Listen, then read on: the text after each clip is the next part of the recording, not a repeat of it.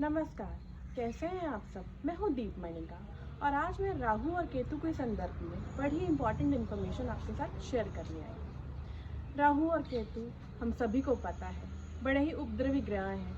राहु केतु नाम से ही डर लगता है। आखिर इनके पीछे की सच्चाई क्या है, ये है कौन, इसके रिलेटेड इन्फॉर्मेशन मैं आपके साथ शेयर करूँगी। एक माइथोलॉजिकल कहानी है। कहा जाता है कि जिस समय समुद्र मंथन हो रहा था, उस समय जब विष निकली तो उसको शिव जी ने धारण किया, इसलिए वो नीलकंठ कहलाए। उसके बाद जब अमृत निकला तो देवों और दानवों के बीच में लड़ाई होने लगी उसको धारण करने के लिए। उस समय विष्णु जी ने मोहिनी अवतार धारण किया, जिससे कि सारा अमृत सभी देवों को मिले। उस समय दानवों की भीड़ में से एक दानव देवों की लाइन में जाके लग गया और उसने भी वो अमृत पी लिया। जब विष्णु जी को पता चला कि ऐसा ऐसा हुआ है कि एक दानव ने अमृत को पी लिया है, तो उन्होंने मोहिनी अवतार से अपना विष्णु अवतार दोबारा लिया और अपने चक्र से उस दानव का गला काट दिया। लेकिन तब तक तो बहुत देर हो चुकी थी। वो दानव उसको धारण कर चुका था। वो दानव ऑलरेडी अमृत पी चुका था और जब उसका गला कटा तो उसका सर एक जगह जाके गिरा और धड़ एक जगह जाके गिरा। यही सर राहु कहलाया और ये धड़ केतु कहलाया।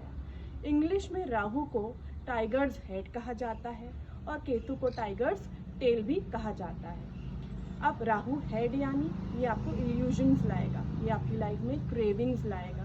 कभी कभी आपको ऐसा लगेगा कि आपके दिमाग में बहुत सारे प्लान्स हैं लेकिन आप इम्प्लीमेंट नहीं कर पा रहे। वो राहु की इम्प्रॉपर प्लेसिंग आपकी कुंडली में होगी तब ऐसा होगा। राहु कम्युनिकेशन थ्रू टेक्नोलॉजी भी है।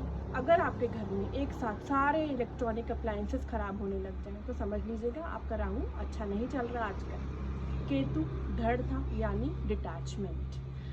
अब राहु, अब हम सबको पता है कि हमारी कुंडली में 12 भाव होते हैं, तो आपकी कुंडली में राहु जिस भी भाव में बैठा है उससे रिलेटेड आपकी लाइफ में क्रेविंग लाएगा। यानी आपको ऐसा लगेगा कि कुछ अधूरा है और आपको पूरा करना है। एक्चुअली ये आपके पिछले जन्म के ही कर्म हैं जो कि आप पूरे नहीं कर पाए और आपको इस जन्म में पूरे करने हैं। आपकी सोल दोबारा उस प्रोसेस से गुजर रही है कि आप उन कर्मों को पूरा करें।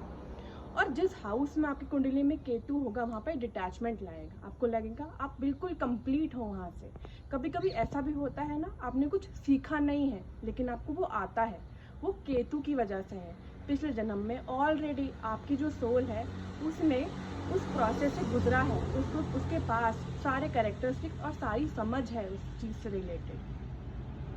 अब अगर आपकी कुंडली में राहु और केतु अच्छे रिजल्ट्स नहीं दे रहे तो हमें क्या करना है, उसके लिए कुछ छोटी छोटी रेमेडीज़ हैं। सबसे पहले महादेव की पूजा अर्चना कीजिए। महादेव को कच्चा दूध चढ़ाइए।